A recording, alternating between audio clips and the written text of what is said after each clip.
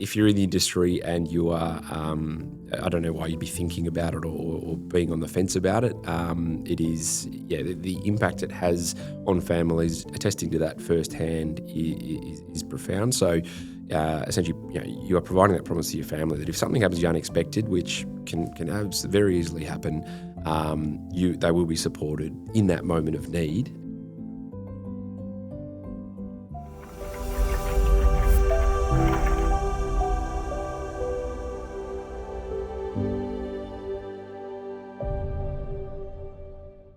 I'm delighted to be here today with Aaron Lorne. Aaron's son of Jimmy and Sharon. Jimmy sadly passed away in 2017 and we've been supporting the Lorne family since then.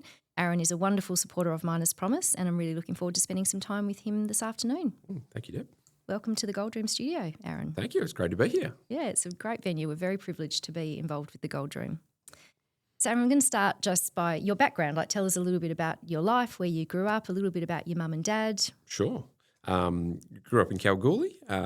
Great upbringing. I was there right through till the end of high school. Probably wasn't the greatest in my younger years. Had some issues in primary school and things, but I guess when we got to high school, certainly knuckled down and got better academically. Yeah. Dad was probably a big part of that, straightening me up at that time. And I think now I'm a little bit older, it's probably good for him too, maybe a sense of responsibility that he might not have had previously. Yeah. But yeah, grew up in Kalgoorlie, really enjoyed that. And then I guess as I was old enough to leave school at the end of year 12, I'll never forget actually finishing school and driving with Dad, me and him down to Perth to come and play football for Subiaco down here. Yeah. Listened to ABC radio the whole way. That was Dad's favourite. Yeah. But yeah, really, one of those moments in time where you leave home and I think Mum shed a tear and me and Dad were in the car for 6 hours and then I came to Perth. Mum did home-based daycare, so there was always 5 or 6 kids hanging around the house, which Dad enjoyed as well. And Dad was a butcher by trade. Grew up at Woolworths and Pete's Prime Meats, played a few different roles. But then being in Kalgoorlie, the mines paid a little bit more than butchering did. Moved into the mines. Was a loader operator. Had a few different roles there. They stayed up there for many years. I think there was always a pipe dream of wanting to move to a farm, which sounds interesting in Kalgoorlie, where there's not much farming around, but it was always the sort of the dream. I probably never thought it may happen, but they used to holiday Pemberton and Albany and those sort of regions. And then, one day they bought a farm in Kendanup, so just outside Mount Barker. I sort of feel if Kalgoorlie's a bit like a middle of nowhere, Kendanup very much is. It's dirt roads and, it's still 6-hour direction from Perth one way or 4 to Kendanup. And Dad wanted to keep his role in Kalgoorlie. He enjoyed working in the mines there. His mum and dad were still there as well. And so, sort of being there to spend time with them. His mum had passed away about a year before him, but his dad was still there. And then, spend time on the farm was, in brief, sort of how they ended up in those sort of positions. So he did dido for a period of time after they bought the farm? Yes, So would do 4 days, 4 nights, and then finish night shift, grab a nice coffee and drive probably 5 or 6 hours through the middle of WA on roads that are corrugated from rain, dirt, not graded very often. Would usually take his what's it called, a chainsaw, get some wood for the fire on the way and get back to the farm and then, probably get back to the farm, do a bit of maintenance before finally going to sleep and to enjoy his 4 days off.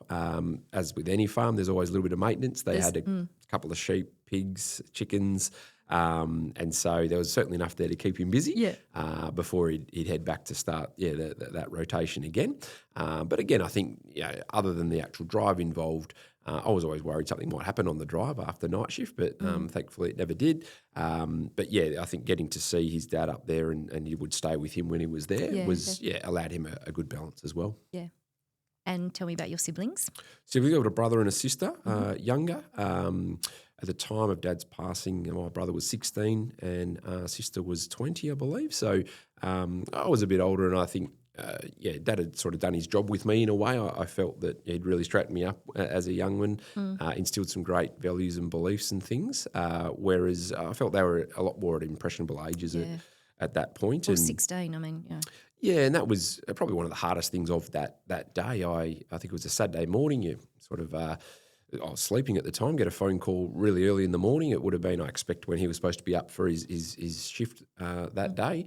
But yeah, got a call from mum where obviously you don't want to hear those words. Your dad's dead, which is hit home very quickly. And then to hear my sister walk in the house and hear her being told as well is stuff you don't forget. So that was a pretty crazy day where it was like, hold on, I'm in Perth, mum, brother and sister are in Kendon up again in the middle of there, and then Dad's in Kalgoorlie. And so, very quickly, mum was in obviously no state to drive, so jumped in the car, 4 hours of driving down to Kendon up to sort of, I guess, process a little bit in terms of what's happened.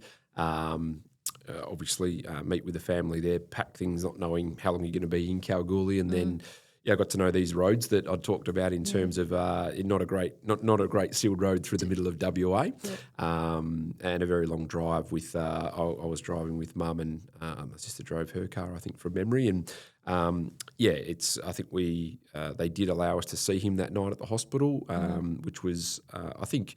It obviously been a very long day driving there and emotional for everyone, but to get to see him that night was good for a bit of I guess closure and to say some goodbyes. And then I guess that's when Mine as Promised came into the fore, which was it was probably a day or two later. Mum was not wanting to speak with very much still processing things. And was sort of saying, no, you take all calls and you work through everything, which I was happy to do. But after meeting the amazing Janine, family liaison in Mine as Promise, I conveyed, look, you really need to speak to Janine. She really seems to understand what's going on. The support was incredible, and hence why always happy to do whatever I can to help the organisation. I really appreciate it.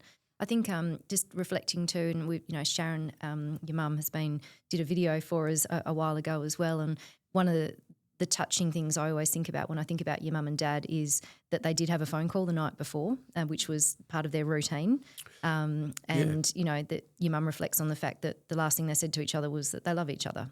And, it's something my family do on every phone call. But you always have. And, my dad's 80 next year and I still say love you, Dad, every time I hang up the phone to him. And, it's always been like that in my family. And when I first heard your mum say that, I just thought, to know that that's the last conversation you had and to know that you said those words does have a sense of peace about it, I think. And that's how, when your mum tells that story, it does come with a little bit of a sense of peace. Yeah, I think if you could choose your last words, absolutely you would do that. And similarly, I kiss my wife goodbye every morning and say that because you don't know, and I think that's what it does. You're right, you don't know what will happen, and life can change very quickly. So yes, it does. That call. If you could choose your words, you probably would. I think my last memory with Dad was actually watching the grand final. So it would have been end of September, so about a month before he passed. And I'd gone down to the farm to watch it. Only had a daughter at that stage, took her down, and Dad, with his love of meats and things, he'd made up some chicken drumsticks with some special sauces he was very proud of, and we enjoyed those while we watched the football. But vividly remember him sitting there seeing my daughter play with my niece, who are somewhat similar ages, and sort of saying, geez, I can't wait to see these two grow up. There's always those last moments you think of, or what else could I have done or could I have said? But I think, the lesson there is, as you say, whether it's telling people how you feel or trying to make the best out of situations, it certainly don't take things for granted because, life can change pretty quickly. Yeah. No, we've talked about this separately, just around how the grief journey is different too when it's what people are missing out on. And, you've now got more than just your daughter and, so you've got, there's grandchildren now that are never going to have the opportunity to meet Jimmy, and that must be really hard for you and also for your mum.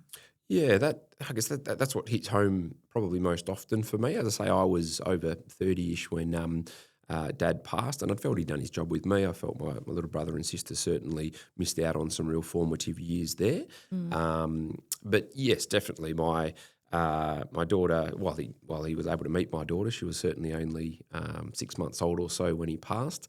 My son actually asked frequently, never got to meet Dad, but he we recently had a birthday cake for Dad's, what would have been his birthday. And while I look back with such positivity and think of the good times, when I see my kids playing with my wife's grandparents, so their other grandparents, it's great in one way. Amazing to see these relationships, but certainly you do reflect on what you're missing out on in that side.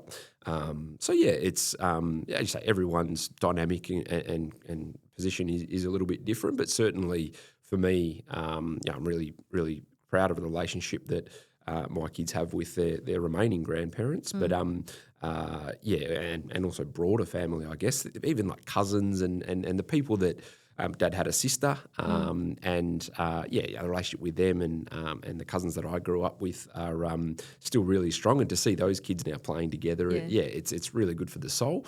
Agree. Everyone, the sense of loss. I remember when it first happened, speaking with Mum and trying to really comprehend her position. It was really hard to think that, you think through my wife and the time we spent together raising a family, doing all this stuff, and then all of a sudden that future's taken away so unexpectedly. All of a sudden the sense of purpose and thinking through what those next steps are, such a radical change. Obviously financially, emotionally, there's so many different dynamics to it. And I think there's also, there's people in families that are cornerstones of it at times, and if you lose those, as I say, we'd lost his mum a year prior, unfortunately, and very much the matriarch in a way. Yeah. So to lose those two certainly changed the dynamic a little bit, and I think they're greatly missed. And you can't, I guess, foresee these things, but certainly, as I say, everyone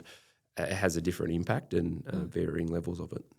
And that's, as you know, one of the things about Minus Promise that is very unique is that we journey with our families for years, because grief doesn't start and stop, the day, week, month, or even the first year after a tragic loss like this. And we're there the whole way through that. And we'll talk a little bit more about, some of what Minus Promise did for your family and what we do more generally.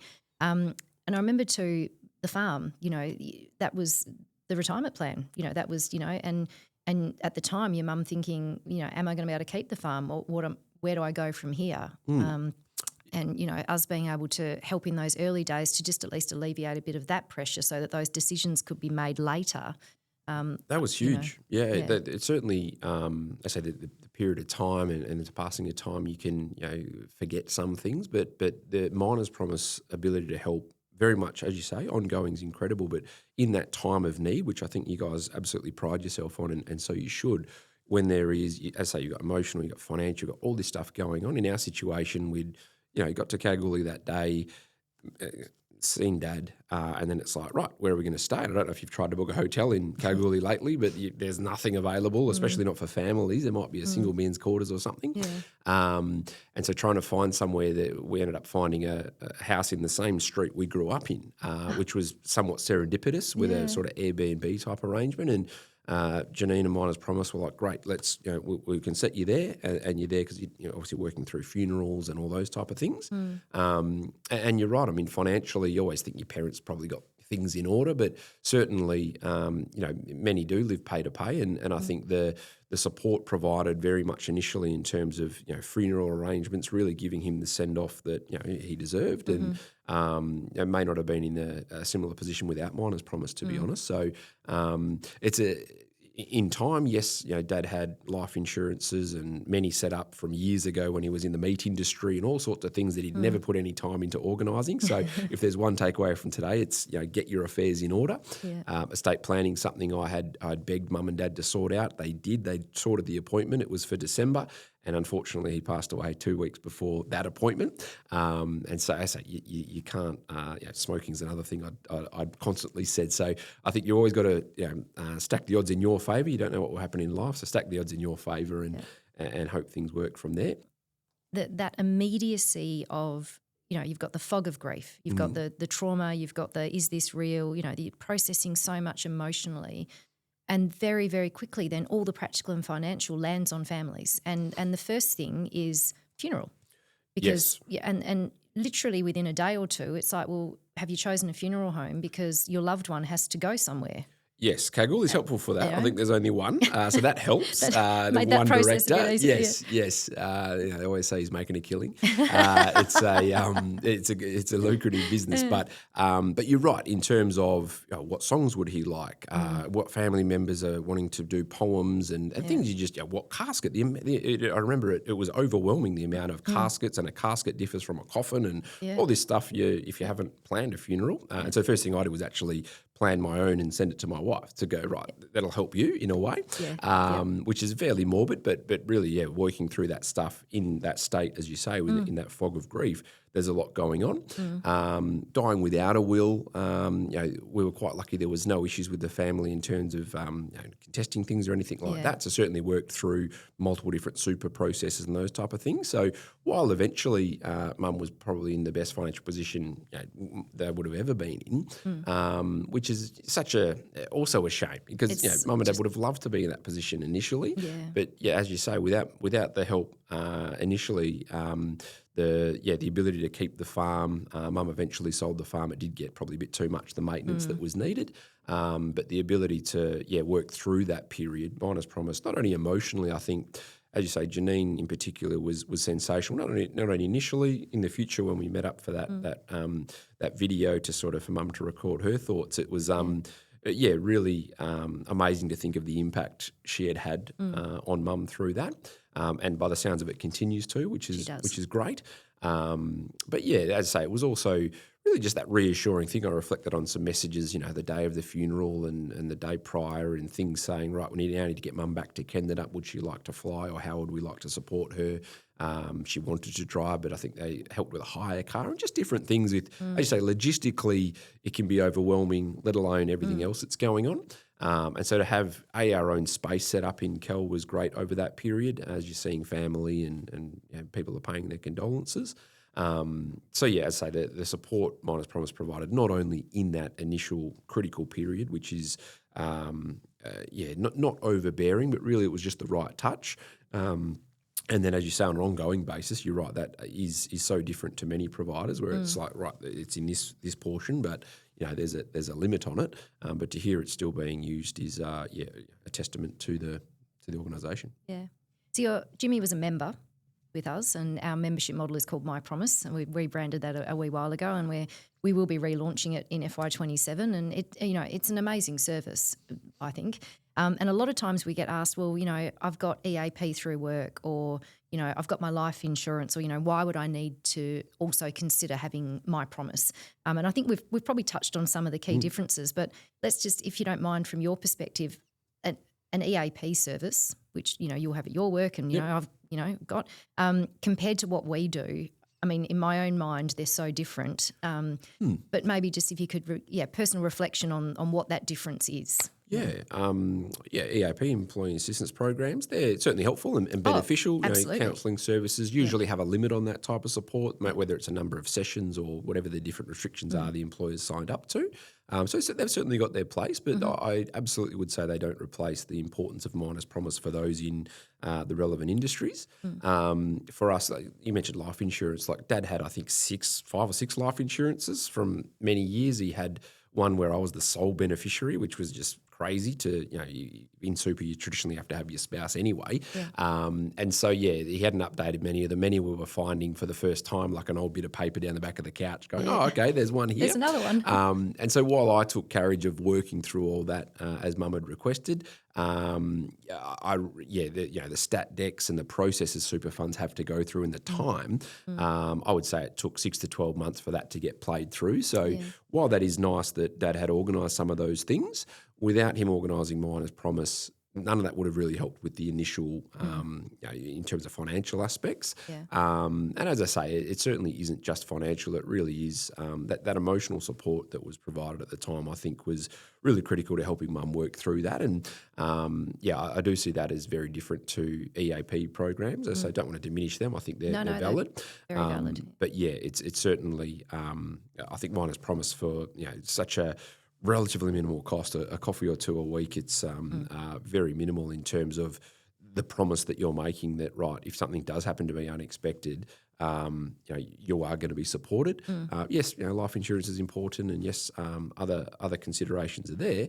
But it's similar to your will. Once you've done your will, great. You don't really need to review it too often unless something pops up. But similar with something like this, if you're in the industry and I couldn't advocate more for signing up and going. Once you've done it, some will allow you to sacrifice it. You won't even notice it out of your pay slip. The support it provides. Not only you. I was recently at the museum in Kalgoorlie, and to see the wall of workplace incidents up there. My mother-in-law actually works at the museum, and she was saying the sessions or the vigils they hold when they go through that are so sombering in a mining town to sort of see the real impact that it is. There are risks in different industries. And so, to support Miners Promise, not only for yourself and make that promise that if something happens, there's that support, but knowing that the broader context, it might be your work colleague, it might be someone else in the industry that you're essentially supporting. I couldn't advocate enough for it. No, thank you, Aaron. And the membership model for us is a fundamental pillar to sustaining the charity. And as you mentioned, the workplace fatality cases and life-changing injuries, they are charity cases. So we many families across Australia under our care as a charity. So having the membership model in place supports those families because the money coming into the charity then goes out to the workplace fatalities as charity cases.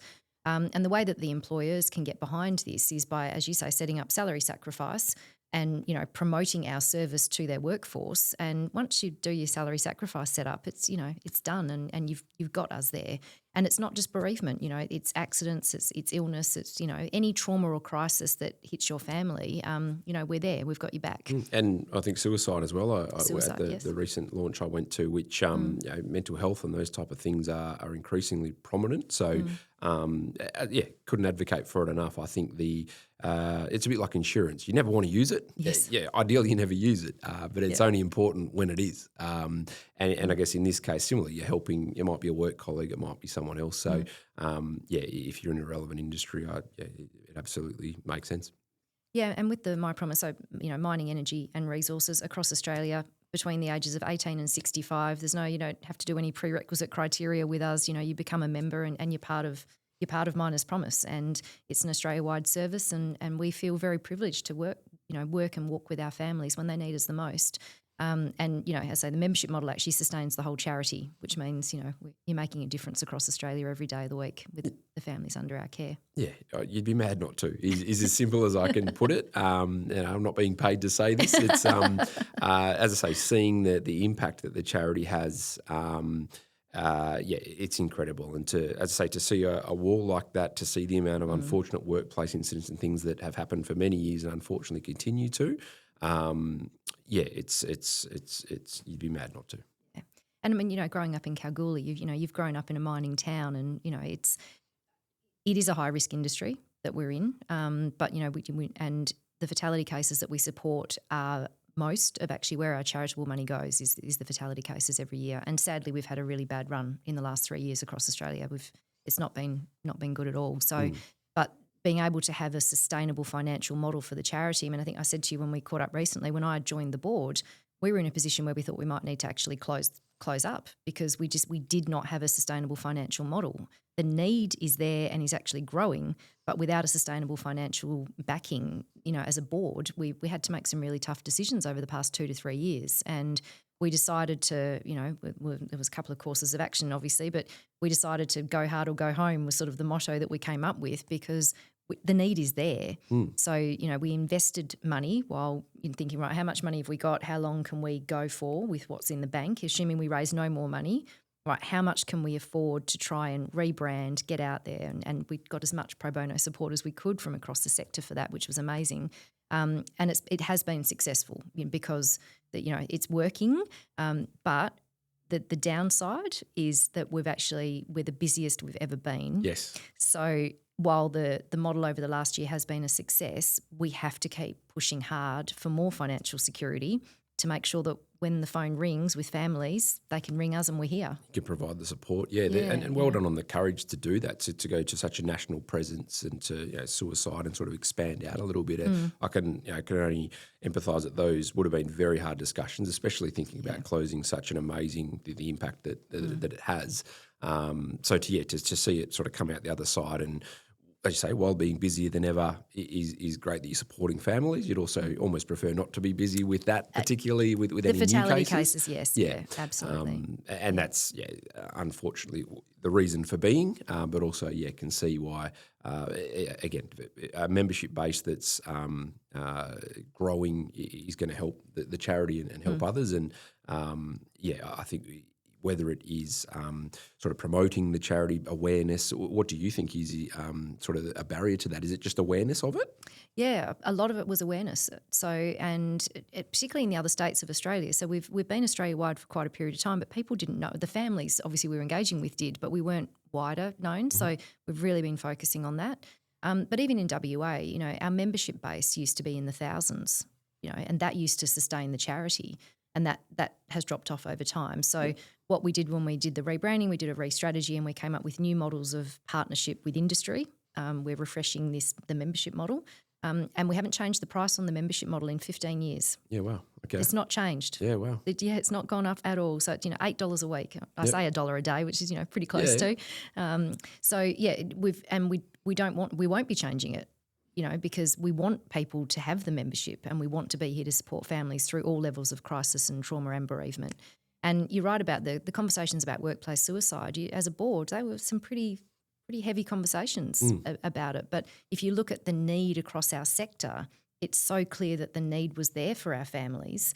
So, but sort of adding that into our portfolio and backing ourselves to get the financial security, it's we're not big jump. Yeah, we're not there yet. We're trying and we're working very hard, but we really need to keep doing more to make sure that when the phone rings, we're here to answer it. Well, $8 a week. Dad obviously said no dramas with that. Signed his life away, and so glad he did. That is the promise you make. Whether he felt the impact of that or really thought about it, knowing Dad and paperwork, he wasn't a huge one to read the fine print. Again, to see the impact, I can't advocate for it enough. Should also say, as a member, so if I'm the one that's working in the sector and I'm the member, my immediate family members are also covered. So spouses, children, your immediate family is also covered. And we've had a lot of families over the years where it's the spouse has had medical challenges, or we've had families where the children, teenagers have commit suicide. And we support those families through all of those journeys of varying levels of trauma and grief, and they get the same support that our charity fatality cases do. Yeah, wow. So.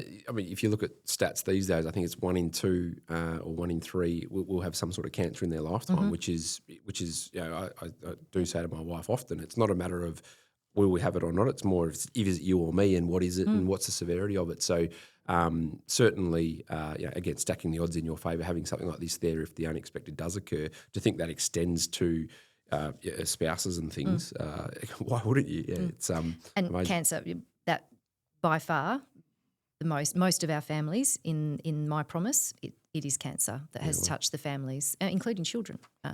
Yes, it's probably one of the things that keeps me at my job is there's obviously you've got your sick leave entitlement. I've been there for almost 20 years, and while you don't get paid out that at all, the back of your mind thought that, right, life can change, not only for me but kids, wife, life can change pretty quickly. Knowing that there's that level of benefit there to access is a very big sticking point for me. Very cognizant that life can change really quickly as this impacted. So we've had a few key takeaways. That sounds like a real corporate term, doesn't it? That's key good, takeaways. But no, we've touched on a few of them, so I think we should round out the conversation with a few of them. So we're going to leave the audience with a few messages. So estate planning. You and I are we both got on our soapbox about that one every opportunity we both get, I know. Definitely. I don't mind a few corporate terms. Just don't start circling back or starting leaning in, none of those things. No, we're not doing that today. Let's keep it frank. But yes, estate planning, I say my dad did listen and mum said, right, we're booking it in. They had to both be in Kalgoorlie, so there was a little bit of logistics around getting it right, but they'd finally organised that. So certainly do it. I mean, as I say, once you've done it, traditionally you don't have to change it too often. No. Budget announcements might mean you need to change your testamentary trust or marriage, death, different things. Obviously, you've got some changes there, but once you've done it, unless your wishes do change or a life event happens, you're almost set and forget. And it's peace of mind though, isn't it? Once you have done it, it's and I think it does feel morbid, or you feel like am I bringing death on by preparing for death? Well, no, it's a gift to your family. That's Janine's very emphatic about it. It's a gift to your family. Yes, because without it, what is left behind is chaos and confusion and a whole heap of administration and months for families to work through things. Agree. And also the family dynamic. I mean, if there is any sort of issues between siblings or grandparents, all different things, that can cause so much animosity. Yeah. Versus, we were quite lucky at the time that was no dramas with anything like that. But agree, once you've booked it in, get it done. Yes, it's an awkward conversation at times or a difficult conversation, but so much easier to have with someone when they're here. Absolutely, versus when they're not. Yeah. And we haven't used the word gratitude, but I think gratitude for life and how precious it is, and never forgetting that. And when you lose someone, particularly the way that you guys lost Jimmy, it is more front of mind. Working, the privilege I have of being involved in Miners Promise, it's very front of mind with me every day. And actually me being involved with Miners Promise has changed my life perspective. It really, I'm so much more conscious of, making the most of everything and being grateful. And yes, there's hard times, and yes, we all have our challenges, but, and saying I love you and taking the time to just send messages to people. You think, I haven't heard from Aaron in a while. I'm just going to drop him a message, I had one of our families, it was cute actually this week. So it was a brother of someone who's passed away quite recently, and the family's now had some other illnesses. And I mean, this poor family. Anyway, he was on my mind, and I don't do the family support direct normally, but I'd got to know him quite closely through the funeral process, and I thought I'll just message him. So I sent him a message, and he wrote back, and he said, just to think that someone's just thinking of me, and I do that across my friendship group, and I'm different than how I used to be because I've realised the importance of it. Yeah. And I messaged him, and then he sent me an emoji back. And it's sort of a love heart that was sort of, moving on, hit the microphone, sort of moving on the screen. I thought, that's nice, but it was it felt like a bit out of character anyway. Then he sends me a message, by the way, that's the first time I've ever sent anyone an emoji. Nice. And at least you understood what it meant. I did say it wasn't like my teenage son where I have to look at things and go, what is he trying to say? But, just little things like that where you're thinking of someone, just message them. Yeah, gratitude, and hence why I do anything I can to support the Miners Promise in terms of the gratitude for the investment shown in you or the support provided. And my kids are a bit younger, 7 and 9 at the moment, and I think they may not show the level of gratitude I would like, but I think that comes par for the course with young kids. Yeah. And I remember having, when you first have your own kids, I think it gives you a whole new appreciation and gratitude for your parents, and sort of maybe how you were or what they've gone through. Yeah. But gratitude, as you say, you don't know how life will change if you're thinking of a friend, or I'm pretty good with birthdays and things, checking in with people, which some people think it's a bit of a joke. Oh, you never miss, like you remember every year, but it's more, life gets busy, it does. And you're right, there's plenty of things happening. You can certainly, there's always a good side and a bad side of things that happen, and if you can focus on the good, in my role I work with a lot of people working through grief. And to hear some of them in moments of despair, a bit like where Mum was at that point, going right, I can't see what the future lies. Again, sort of looking back as I do now on that and the good things and the being grateful for the good times versus the despair of loss that has shifted over time. Well, grief is love. Our grief is our love expressed in a different way. Profound, yeah. It's true, and that's why your grief never ends, because your love never ends, and it's almost like grief is the sacrifice of love, and they go hand in hand. So it's and how lucky are we to have had those kind of loves, It's what is it better to have loved and lost than never loved at all? Yeah, it's Very true. Yeah. And I think we'll close with a call to action. I think you and I have both already said, sign up. It's, but you've got to. That's if you're in the industry and you are, I don't know why you'd be thinking about it or being on the fence about it. It is, the impact it has on families, attesting to that firsthand is profound. So essentially, you are providing that promise to your family that if something happens to you unexpected, which can very easily happen, they will be supported in that moment of need, and then, as you say, seeing the ongoing support that provides as well.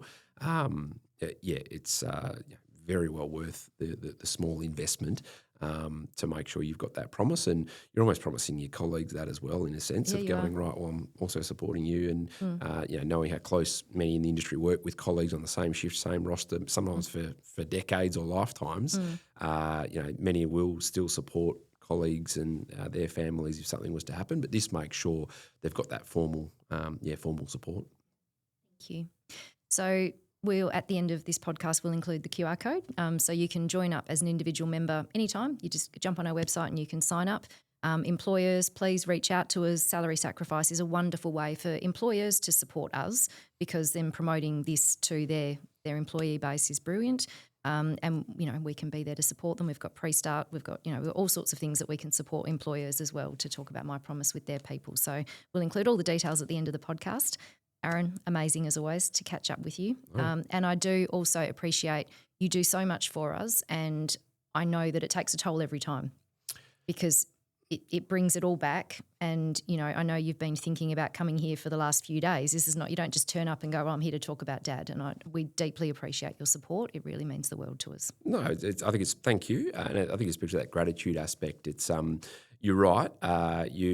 When you start reflecting on moments in time and impacts and those type of things, it's certainly, we're almost 10 years later and it brings things up again.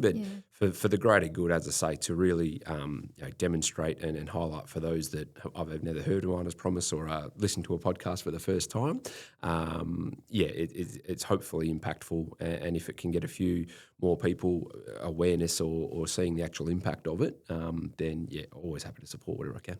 Thank you very much. Well, that brings us to the end of our third podcast in the series. Next time, we're going to be bringing you an employer's perspective. So shifting gears a little bit in our fourth edition, which we'll be releasing later in the year, but looking forward to sharing this with everyone, Aaron, and Jimmy's story, an amazing man that he was.